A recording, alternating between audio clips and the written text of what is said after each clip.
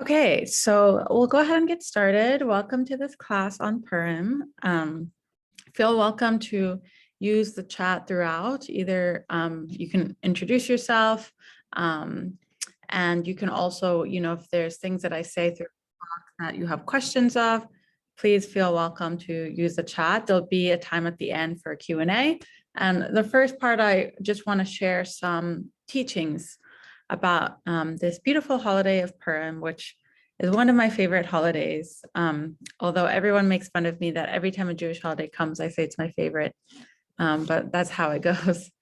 So Purim is the last holiday of the year, right? Because the year technically starts with Nisan. We also see that astrologically, that the new energetic year starts with Aries season. But so we have Adar, which is Pisces season, right? It's the last sign, it's the last month, and in the end, right? And the end of it. So Purim is the holiday that takes place on the full moon. It's actually quite interesting because the 3 months that we're in, right? Shvat, Adar, and Nisan, we're kind of entering the time when every full moon there's a party, there's a holiday, right? So for Shvat, we have Tu B'Shvat, which is the birthday of the trees. And then for Adar, we have Purim, which is the holiday that we'll talk about today. And then, 1 month right after Purim, we have Passover. So we're kind of in this full moon pattern of 3 months together. Obviously, this year we had a leap year, which means that there's 2 Adars. The reason why when we have a leap year, basically what we're trying to do, right? The Hebrew calendar is a calendar that's oriented by the sun and the moon. So the sun and the moon each year become misaligned by 11 days. So every 3 to 4 years, we add a leap month basically to even out the sun and the moon cycles. This is basically the reason why we're doing this, right? Because not all calendars do that. Like the Islamic calendar, for example, they just go by the moon, which means that each year, it shifts a little bit. So the holidays can basically be right, Ramadan can either be in the spring or in the winter. It kind of depends on the year. But in the Hebrew calendar, we are by the moon, but we're also by the sun because, our central holidays are actually agriculturally based, right? Passover needs to be in the spring. So we kind of fixated the leap year, so that we are also going by the sun. So this year we had a leap year, which meant that we added another Adar. And usually when we have 2 Adars, like this year, we celebrate Purim in the second Adar, right? And the reason for that is because it's very important that we have the celebration of Purim and the celebration of Passover close together. There's a lot of teachings about going from Purim to Passover, right? In some ways, Purim is a preparation for Passover. And there's a lot to say there, a lot of contemplation around, the meaning of these 2 holidays. But one thing I will just share, because we're also in this time where we're transitioning into kind of this new year. Pesach, Passover, is right, the holiday of order. Like literally we do a seder, which means order in Hebrew. We sit around the table and we eat and we do things in a particular order, right? It's a very organized holiday. And that's, because it's the beginning of the year, we're starting with all this order and all this structure. But Purim, right, it ends in chaos, right? So Purim is like the chaotic representation and Passover is the order. So, there's a lot to say there of we're starting the year with order, but we're ending it with chaos. We're ending it with this celebration that's really a celebration of not knowing, right? In some ways, you could say that's the purpose of Purim, is to have this experiences of not knowing, of kind of complete surrender and going into a different state of consciousness. Okay, so that's kind of an overview frame. So let's just get a little bit some of the details. So Purim technically means lot, right? It comes from the word pur, which is a quote from the Megillah that says pur hu hagoral, right? So that comes from Haman, right, the wicked one in the story, who wanted to kind of kill the Jews, and he didn't know what day to pick it on, so he kind of chose a day through the lot, right? He kind of randomly selected. And this is actually quite important because this kind of comes up quite a lot throughout the story, right? The Megillah is like the scroll. And on Purim, we read the story of Megillat Esther. And Megillat Esther is a very unique book. It is in the writing section of the Bible. It made it to the Bible. But originally it wasn't supposed to be in the Bible. It wasn't supposed to be included. And in the Talmud, we have a story of Queen Esther going to the Talmudic rabbis, and she says, "Kitvuni ledorot," like, write me for the generations. And at first it's not clear if they're going to acquiesce, and she kind of stands her ground, and she's like, my story is part of this tradition and this lineage, and I want to be written, right? So there's a lot to say about the feminist aspects of this holiday, and it's a celebration of women really leading our people, but also like literally standing up for themselves. So just an overview. We're not going to go too deep into the story, but just a little overview of the story. It's a very short, it's like 10 chapters if anybody wants to read. Yeah, so the story goes that basically, right, it takes place in ancient Persia and the Persian Empire, when the Persian Empire had a huge empire. It was like the biggest empire in town. Is around 4th century BCE. And what happened is that Ahasuerus, he was like kind of the big king, and he was having this big party because he wanted to kind of invite everyone from all the lands to come and see how rich he is, how amazing he is. So he invites kind of everyone over, and he has his Queen Vashti, right? And she's kind of organizing her own kind of girls' party, ladies' party. And then the king kind of makes this request that Vashti comes and basically show herself to everybody else. And the way that, commentary interprets that is that she come naked so that the king can kind of boast about, that, she's his wife, and kind of use her as this object in that way. So Vashti ends up saying no, and she refuses this king's order. And the king gets very upset because he's like, I invited all these people. This is my huge empire. And the queen just said no to me. This is embarrassing. And then he has all these advisors, and the advisors are like, you know what? You need to exile her. You need to banish her. This is not a good thing for you. Other women throughout the empire are going to be able now to see and say no to their husbands. Like, that's not a good look. Like, exile her. So he exiles Vashti, and then he's like, I need to have another queen. So he puts on this beauty pageant where every night a different woman comes and he sleeps with her, and then in the morning she leaves. That's what the text says. And he's basically trying to choose a new queen. And Esther, who that is, right, that's her in some ways like Persian or Babylonian name, Esther, which also comes from Ishtar, right? The goddess Ishtar. So it's not a Hebrew name. Her Hebrew name is Hadassah. So we're already seeing, right, there's a Jewish name, and then there's kind of a more assimilated name, you could say. So Esther goes, and she's part of the women who goes into the beauty pageant, and the king ends up falling in love with her. She's so beautiful. He wants her, and she becomes the queen. But the whole time she hides her Jewish identity. So he doesn't know that she's Jewish. And then, simultaneously, we have this whole interaction that happens between Haman and Mordechai. Mordechai is Esther's uncle who raised her, right? Because her parents passed away. So she had her uncle Mordechai, who also, right, that's a Babylonian name that comes from the god Marduk, which is the god of the, actually, I don't know what he's the god of. I was going to say the god of the rain, but that's not true. Okay, but there's Marduk, who is like a, Babylonian god that Mordechai is named after. And he's kind of, the caretaker of Esther, and he's kind of, talking to her and encouraging her and, supporting her through this whole journey. So one day, Haman, right? Haman is like the king's right-hand man, and he's also very interested in power. So he wants everybody, he rides the horse in the city, and he wants everybody to come and bow down to him.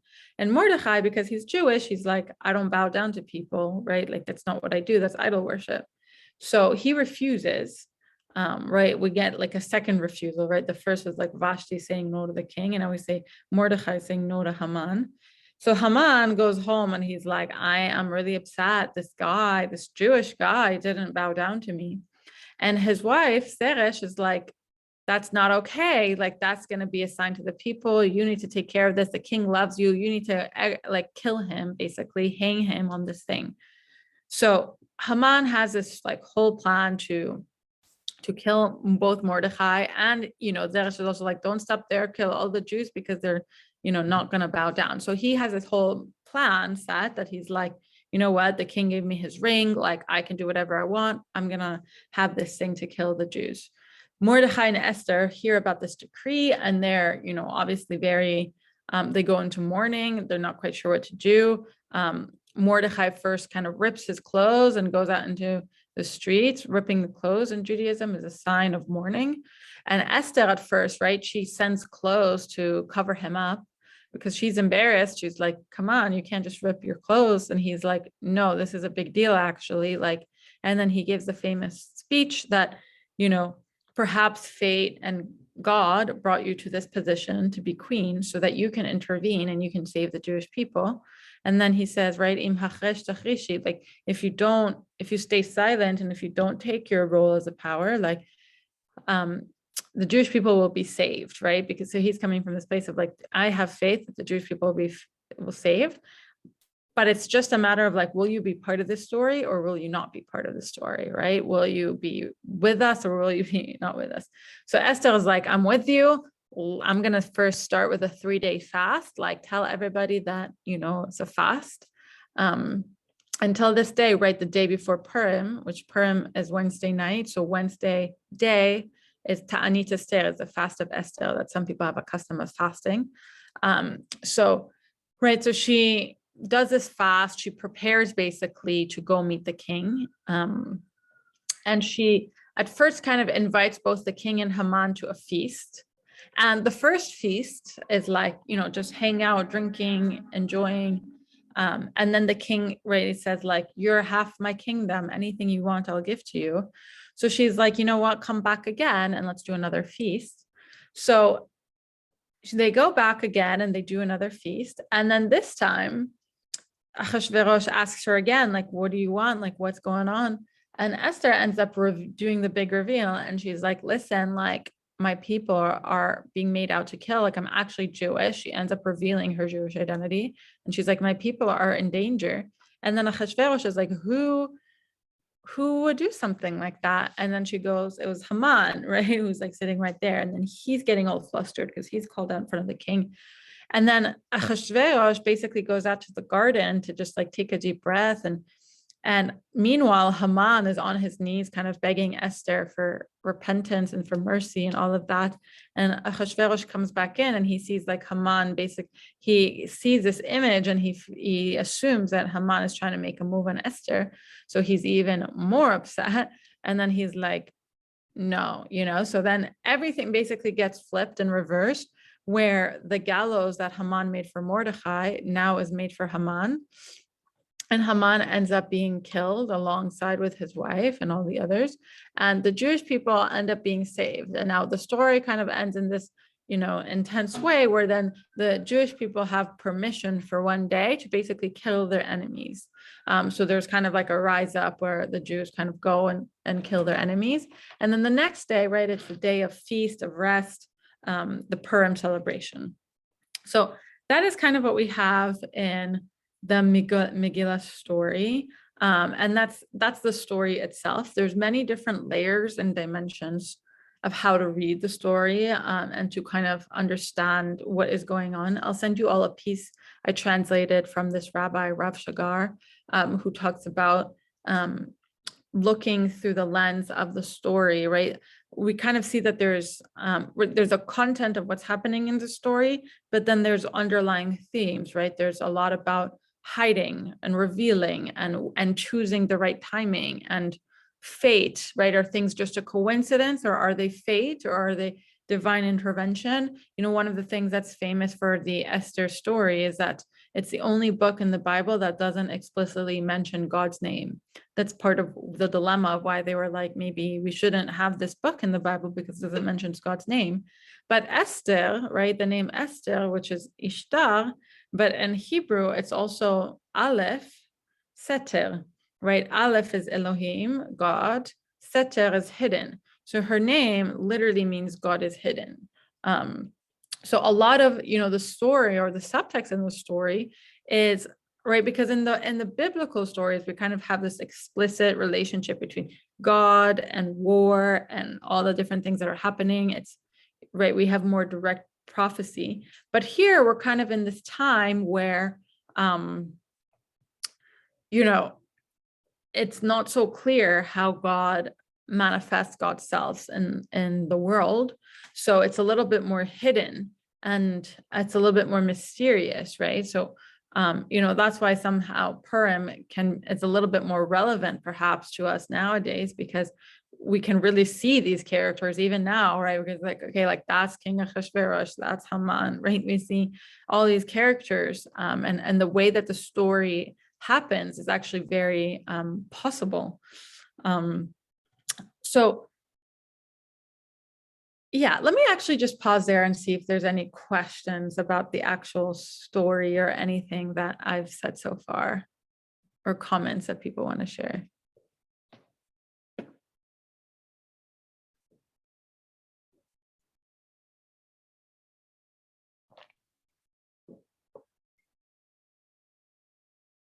Okay, so I'll keep going a little bit.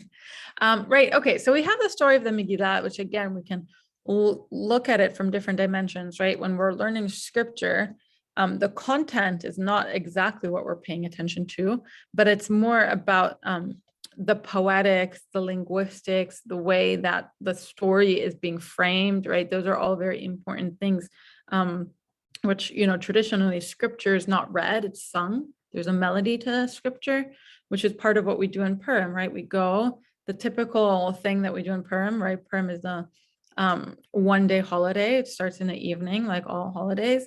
And we go in the evening to synagogue or to wherever. And then there's the chanting of the Megillah, right? There's the singing of the Megillah. And typically we also kind of dress up, right? Part of the reason why we're dressing up is because the whole story kind of plays with reversals, right? You never really know what's true and what's not true, and you kind of have to play it out. You have to let things unfold.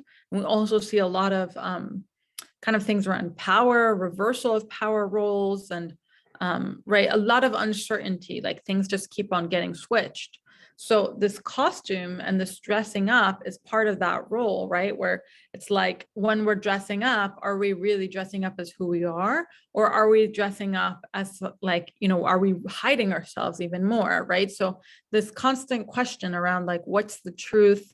What's an act of hiding? What's an act of revealing, right? These are kind of some of the plays that we're working with.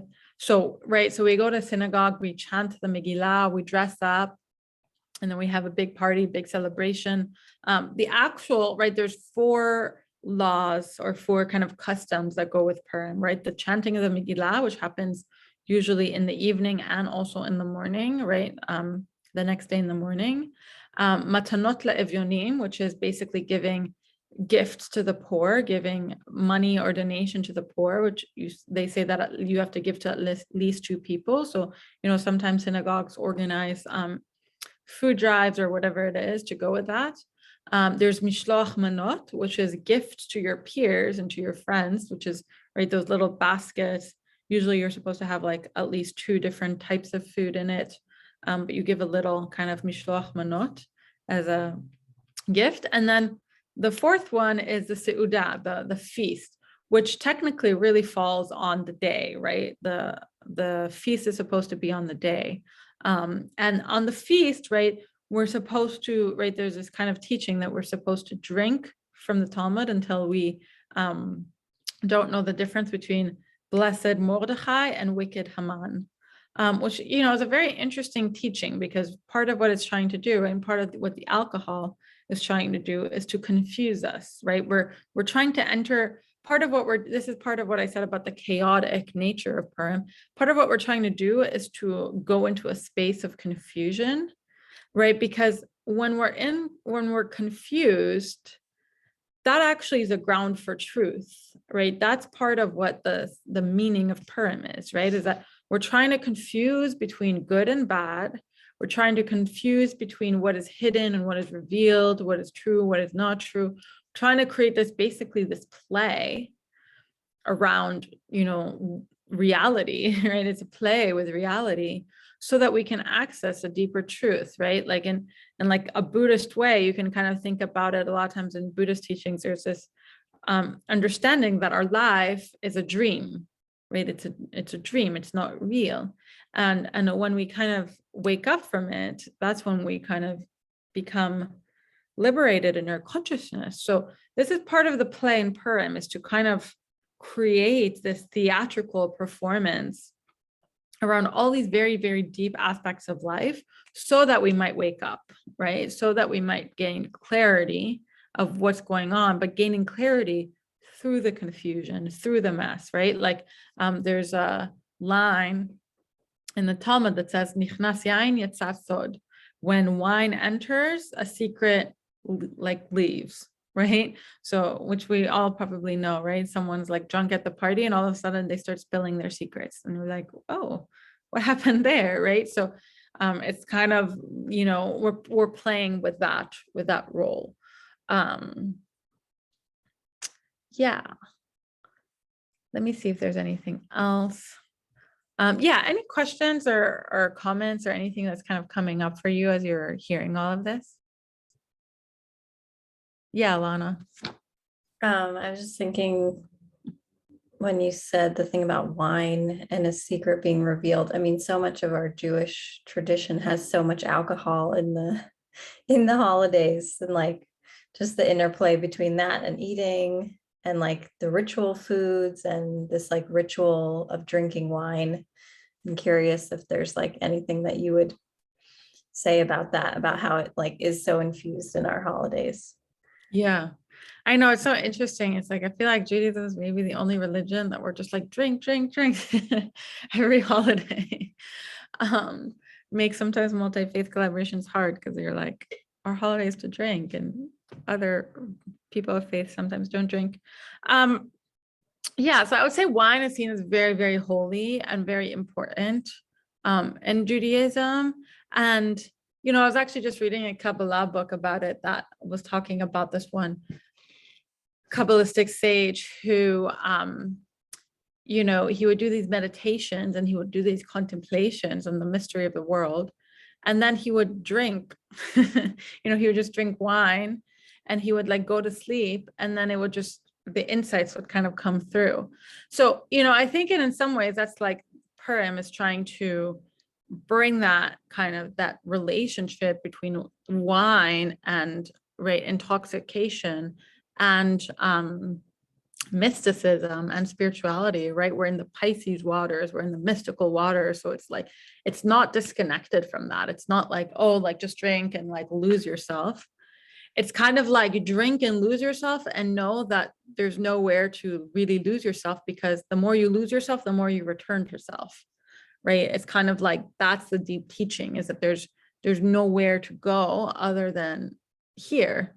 And that the wine, it helps us to transition out of states of minds, right? A lot of us are really bound and very rigid ways of thinking, right? We go to life and we're just like, okay, this and this, we're stuck in a frame of thinking. When we consume wine, it literally switches us up a little bit, right? And then from there, we're able to see a different experience.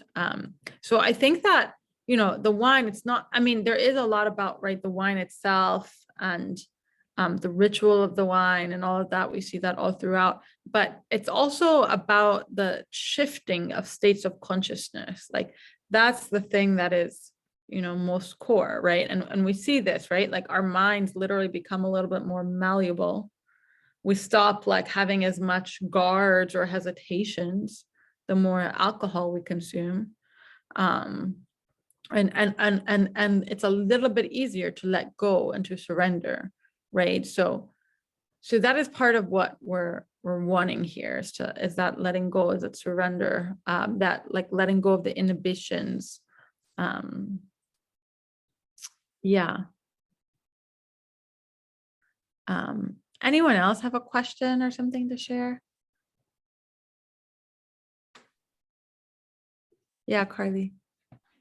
I just love the idea of being able to return to yourself when you pull away, whether we're trying to better ourselves in different ways, or like sometimes my relationship to prayer or to surrender ebbs and flows. And so I really appreciate what you said, because it's like a reminder that it's not actually something to shame ourselves for, but that like the chance to return is beautiful. I don't know if it transcends into that logic. Yeah. I mean, right. So there's something about like confusion. It's so interesting. Like if anybody here knows the gene keys, like the gene keys is basically the 64 spiritual genes that and each person has. It's kind of like astrology. Each person has their own chart. But the thing that's interesting about it is that 64, the last gene is confusion, right? And it's tied to truth there too. Confusion and truth are very tied. And I very much resonated with that and really saw Purim there, because it's like the whole thing is that we think we know, but then we actually don't know. And when we start not knowing, when we start kind of becoming a little confused, that's when we start understanding truth a little bit more deeply, right? So it's kind of this a little bit confusing thing, especially for the Western ear that's used to thinking about knowledge and wisdom is like, okay, I like study and then I attain things, right? Like this is a completely different model where it's just like you let loose, right?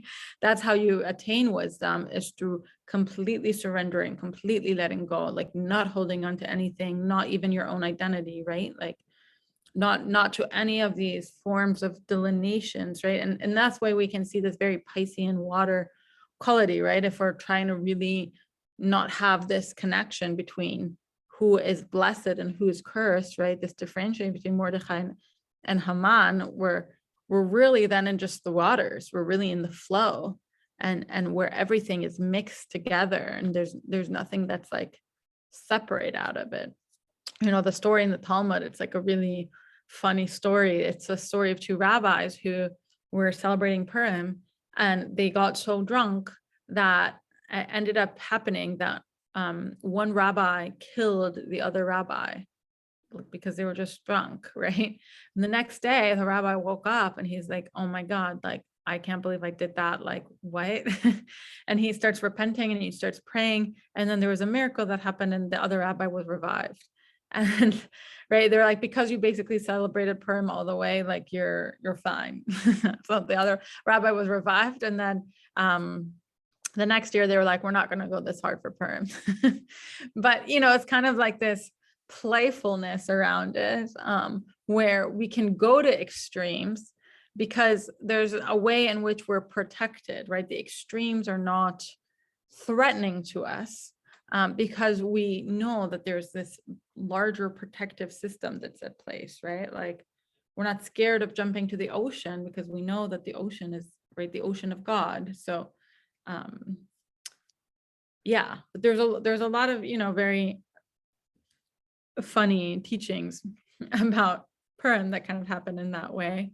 But this is part of why it's like, it's really trying to like, you know, if there's like an intention that we can have for our Purim celebration this year, it's really permissioning the chaos, right? Like before we kind of go into Aries season, which we're starting this weekend, right? And Nowruz, right? We have the Persian New Year that happens like right after, and this year, this weekend after. And then, you know, we start all of a sudden preparing for Passover. Like right now, we're just kind of in this time where we have this permission to be in the chaos, not know, to have the confusion, and to be at peace and to be in surrender with that, and to be in enjoyment more so, right? Because it's like Purim, there's so much about joy actually. And right, like this is part of, it's like the quest for truth. It's not this thing where we like sit alone at home and then we just like contemplate. Like we go out into the world, and anything that is happening in the world is a reflection of God, right? It's just hidden. So because it's hidden, there's a little bit of a performance or a play that happens, right? So we can play with it a little bit. And personally, I'll just share this. I love to have this on Purim, is to just like start playing with the world, right? It's a time of play, right? Whether it's like we're dressing up as costumes, or just the interactions that we're having with people, they're a little bit more silly, they're a little bit more confusing, like, right? It's like, what would it be like if for one day a year, like your purpose in life was to add more confusion, right? Like, what would that be like to really like be like, I'm trying to confuse myself, I'm trying to confuse everybody, I'm going for confusion, like that's what I'm going for, right? It's a little bit of a different mentality than what we might normally go for. And yeah. Any other questions or comments? And if your video is off, feel free to just unmute yourself. Yeah, Jesse. Yeah, I love what you were saying about just the chaos being the part of it, or being like that's what's supposed to be. And it's feels so true to what I just experienced. And I feel like I'm in the like Purim vortex already. But because I was home with family, I was like trying to prepare, which we had talked about, of like I've been doing all this work for all these years and talking to my therapist about it. And then I was like, I kind of feel like I'm going into a ceremony. And she's like, you never go to a ceremony being like, I'm not going to throw up. I'm going to stay totally composed. I'm going to stay so perfect. Like you're there and you're like, I know it's going to be chaos and I'm like here for it. And I feel like that's what you're saying about Purim, which is so powerful, is like, that is the medicine. That's exactly what we need. And so can you celebrate it and like enjoy it and be part of it, and then find yourself in it, like find your sturdiness. But that almost sounds like by letting go of control and like letting the topsy-turviness be a part of it. So I feel like I was just talking to a friend too about just like diet culture and just like mainstream media and like all the ways around women's bodies of control and everything. And I feel like this also has to do with it, of like it's like a radical concept to be able to like be in the chaos and to like not feel like you need to like hold yourself the whole time. So yeah. Totally. Yeah, because that holding is very exhausting. Right? Like it's very exhausting, and it's also very untrue, right? Like it's like very, like when we're trying to hold ourselves in perfection or in a certain order or in a certain, right? Like, right. The thing with Purim is that it tries to play around like who's performing, right? Are you performing when you're holding yourself? Are you performing when you're on the floor drunk? Like, who knows, right? Like, it's like, and it's like, it doesn't matter because there's a permissioning of the wild nature of us, right? That it's okay to be crazy, right? And it's okay to be wild. Yeah. And I love that you said about the ceremony, right? It's okay to throw up. It's okay to like all of these things. It's okay to be messy because that's life and that's reality. And, sometimes I feel like the medicine of Purim is also so important for the rest of the year when it's like different things happen, whether it's like we're in conflicts with people or family interactions or work things or whatever. It's like, what if we looked at it from the lens of play, right? Of, okay, this just totally confused me. My best friend just hates me, right? Like what a funny situation in life to happen. Like, so like, what if we stopped taking things so seriously and so rigidly, but started seeing them as like playful, like performance, that at any given moment, anything can be switched, anything can reverse itself, anything can happen, right? That's the thing of Purim, is that any moment anything can happen. Either you die or you live, or who knows, right? Either you're the king's favorite or you're the king's worst nightmare. Like we don't know. There's kind of all these plays that happen. And also, like a lot of really interesting things about power, right? Because it's like on the one hand, we see the king, and the king is technically supposed to be the most powerful one, but he's just getting, controlled, right? Again, we see a lot of these elements of power and control, right? The king's basically being controlled by all the other characters, right? Haman saying this thing, now Esther's coming saying this thing. So they're all kind of playing with the king. And part of that is also, this statement, I was just talking about this yesterday in another class around how, right, this whole understanding of God as king, maybe sometimes, especially for us now, can be a little bit triggering because we're like, wait, what? God is king. But right, in the biblical days, the reason why God is king is because there is a certain kind of subversion there that there is no king, right? Like the God is king because there's no human king, right? That's the reason why it's like it's a little bit breaking that that play, right? It's not like, oh, there's human kings and then God is a king above them, but it's a little bit, right? We see very clearly with the story of Purim, it's like we have the role of a king, and actually the whole story is being run by God, but it's just hidden, right? So it's a little bit this play again, that it's like God is the true king because God is actually the true creator and the true collaborator of, events and circumstances. So there's a lot here also about like free will, right? We see specifically with Mordechai's speech to Esther, right? Like, we're going to be saved. That's going to happen, right? That's a fate. That's a destiny. But you have a choice of if you're part of it, right? Which I think a lot about, especially right now in like our justice age, right? Where like liberation is going to happen. That's a thing. That's just true. And it's a matter of us to choose like, okay, and which part of history do we want to be part of, right? Like, where do we orient ourselves? How do we use our free will to learn where we want to put our roles in these stories? Any other questions or comments? And yeah, if you have your video off, just feel free to either raise your hand or just unmute yourself.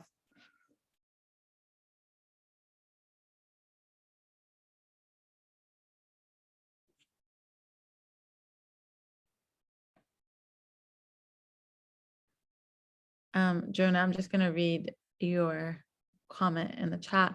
I love this idea of blurring of what's hidden and what's real. I like dressing up for Purim as amazing women of our tradition. This year is Judith for me, and in some ways it feels like almost like a manifestation in a way that we're the same. I'm her and she is me, and it's like a concept of interbeing.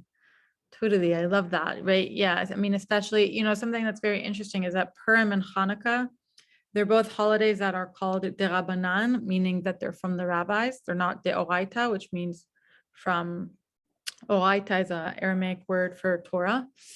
So, right, there's holidays are in the Torah, meaning the 5 books of Moses, like Passover, like Shavuot, like Sukkot, like Yom Kippur. And then there's holidays that come later on, right, that are Hanukkah and Purim, that are more rabbinic holidays. So they have a little bit of a different status, but we also see there's a lot of similarities and a lot of interesting things, right? When you start kind of becoming a Jewish mystic, what you spend your time doing is seeing all the connections between all the different Jewish holidays, right? So we have Purim and Hanukkah in the way that specifically, right, the Talmud kind of connects Purim and Hanukkah around how they were both had basically women who saved the Jewish people, right? One had Judith and one had Esther. So they're very kind of like women-centered holidays. But we also have this connection, right, between Purim and Yom Kippur, which that connection probably came a little bit later, but right, because we see like linguistically, Yom Kippur and Purim, right, it's like same roots. So a lot of times people say that Yom Kippur, ke in Hebrew is like. So Yom, day, ke, like, Purim, right? Like, so sometimes people say that Yom Kippur is actually a day like Purim. So actually Purim in some ways is a higher holiday than even Yom Kippur. right? Because on Yom Kippur, it's like we have the big ceremony and the big purification and the cleansing. But Purim, in some ways, is the highest spiritual ground you can reach, which is that ground of mystical knowing through surrender, through letting go, through completely like giving it to confusion, giving it to the chaos, and allowing that to be the magic. So, there's a lot of very interesting things there. There's also, very much like when I was studying in seminary, there's a teaching that on Purim, right, we should spend more time, a little like the whole month of Adar, right, which is a month of joy and a month of celebration, right? So, and simcha Torah, there's no joy like Torah, there's no joy like the divine wisdom, right? So a lot of the teachings of Adar is also like to study and to learn and to engage in scripture. And, so when I was in seminary learning, there was this thing where every night like they kind of had a schedule that every day there should be someone in the Beit Midrash learning, even in the middle of the night, right? So the Beit Midrash, the house of study, was always full of people learning. So you sign up for like your slot. I remember signing up for like 3 a.m., right? You wake up 3 a.m., you go, you open your books and like you have a good time, right? So like, that is also in some ways, right, this teaching of Adar that like before we're kind of entering this new year, this new month of Nisan that is coming soon, right, with the order, with the Passover, with the cleansing, with all these things, we have like this celebration of the mystical reality, of the mystical truth, right? We give ourselves over to it. We give ourselves in joy and in laughter and just being, right? Like, and we show up kind of for the theatrical performance, right? Of not knowing what will happen in any given moment, like, which in some ways that's life, right? We think we know, but do we know? And when we actually allow ourselves not to know, that's when we start getting some interesting things, interesting insights happening to us. Okay, so any last kind of questions or comments on Purim before we close? Any intentions or things that people want to share that they have for Purim? Adar, I would love to know what you're going to do, what you're going to drink, what you're going to eat, just like what's the day in the life of Adar. Totally. Yeah, so I'm going to go to 2 Purim parties, one on Wednesday night, chanting Megillah. For me, the chanting in the scriptures very like a big part of the celebration. So I'm going to go Wednesday evening, and then Thursday evening, there's another, if you're in LA, you're welcome to come to both of these gatherings.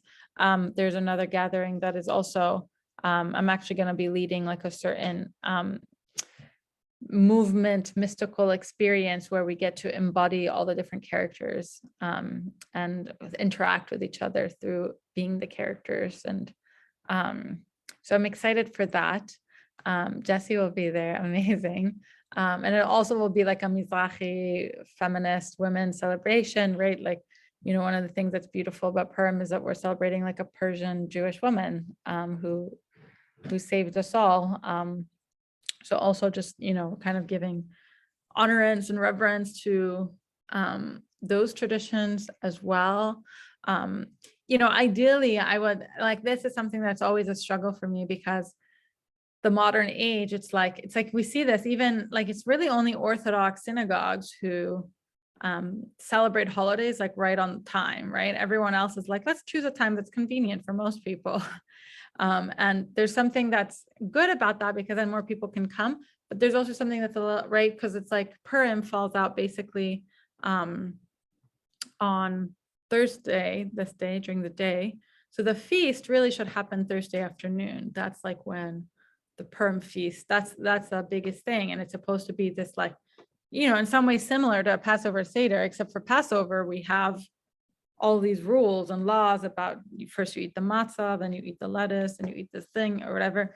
Purim, we don't have as many rules. We just have, drink and eat and be merry.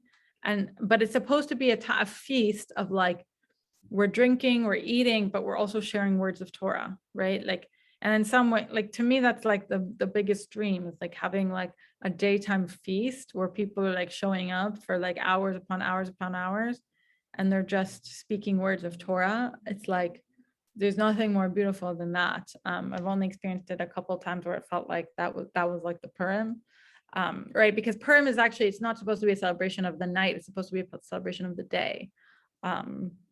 Because in the day, right, it's like we're trying to kind of mix between the night and the day, between the mystical realms and the light realms and all of these things. So yeah, and it's a definitely different experience, right? Especially if you're drinking, right? Like if you're drunk at night versus you're drunk during the day, you know, being drunk during the day is a little bit crazier, which is like what we're trying to go for on Purim. Like that is what we're trying to go for, is to distort our ordinary life as much as possible. So yeah. Can I ask one more question Yeah, please go for it. kind of related to that? So you've explained it really well, and I just feel like there's something else that I wanted to get around to why we want to get so drunk or so like shift our perspective to not recognize good and evil. Like why is like Haman versus Mordecai, or like to not even realize who's who? And I just wanted to see if you could talk a little bit more about, like, is it around, I think you mentioned something like we could have died. We could, like, it was just so, it was, to me, it sounds sort of like luck, or like it was obviously the ingenuity of Esther being like, okay, I'm going to have these two feasts. And who knows, like, if she kind of formulated this whole plan of like, I know how to get the king to really fall in love with me. And I don't know like enough of the story and all the like commentary on it to understand. But yeah, just why is it about like just this gratefulness that we ended up in this position? Or like, is there something that we're supposed to learn in not being able to tell the difference?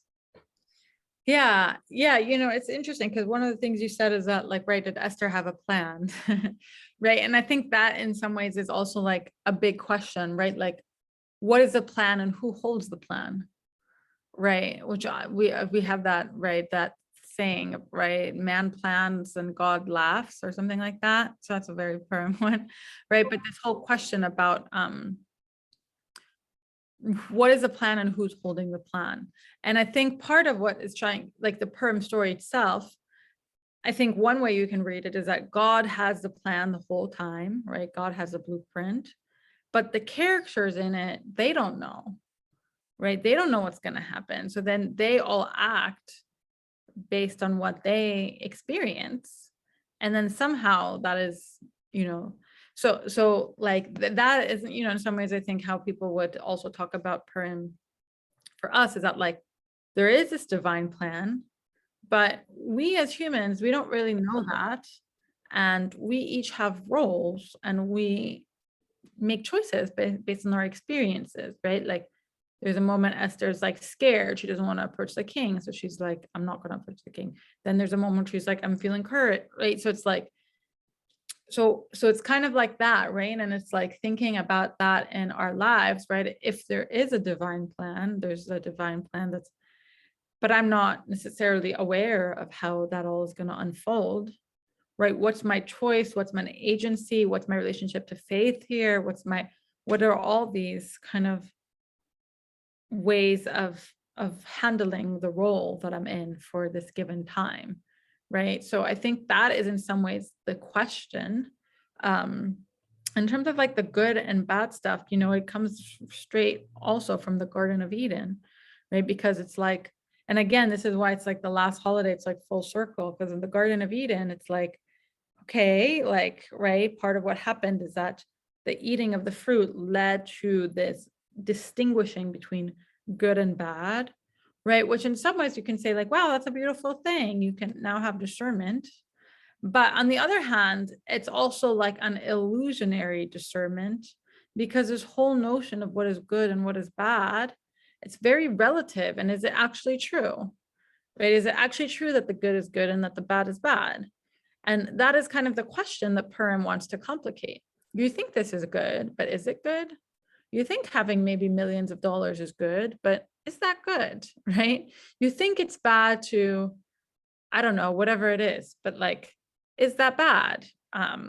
Right? And kind of trying to blur these ways that we categorize. I mean, it's a lot working with the mind that categorizes and shatters that mind, and engaging with the mind that is completely in surrender and can see that in good there's bad, and in bad there's good, and that's the truth, right? That it's everything, right? You can't really piece apart the good and the bad and say here's good and here's bad, right? It's like here's everything. Right? Like, so that's a little bit what we're trying to train, and to work with the mind, right? That's like, because it's like things are hidden, right? That's the reason why things are hidden. So what we see is relative and it's limited. So if I'm seeing something and I make a judgment, this is good, that's probably coming from a very ignorant space, right? Because I don't have the full divine plan. I don't have the full picture.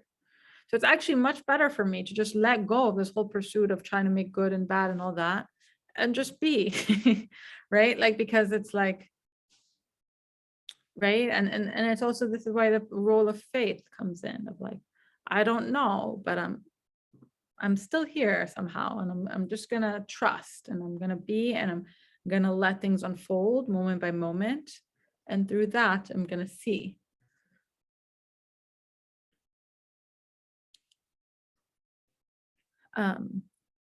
Cool. Okay. Well, hope you all had a good experience in this Purim class. I'll send you a recording so you can watch.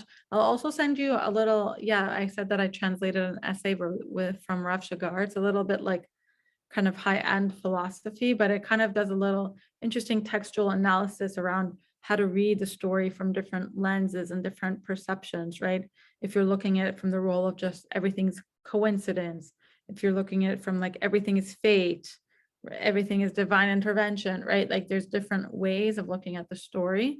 So I'll send you that. And yeah, this is like free / by donation. So if you feel moved and inspired, I will also send Venmo, PayPal, really just from your heart, whatever feels good. And yeah, that is all for now. Hope you have a really blessed Purim. May you bask in the wisdom of confusion, and just permission yourself to be in the waters of chaos and see what happens from there.